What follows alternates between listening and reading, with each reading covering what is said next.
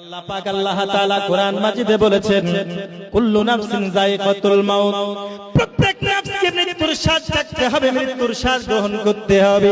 হে বাবাজি আমার, মৃত্যু থেকে যদি পালাবো মনে করি আমরা কখনো পালাতে পারবো না, কারণ হযরতে ইসরাঈল তিনি আমাদের এমন ডিউটিতে রয়েছে পৃথিবীর জমিনে কেউ যখন তার হায়াত শেষ হয়ে যায়, কোরআন মাজিদে বলা হয়েছে প্রত্যেকটা মানুষের যখন যেই সময় তার জন্য নির্ধারণ করা হয়েছে, হে দরদি অমুক সময়ে সে দুনিয়া থেকে পরজগৎ গমন করবে।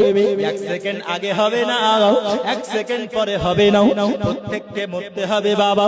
আমরা সকলেই জানি আমাদের সকলকে চলে যেতে হবে।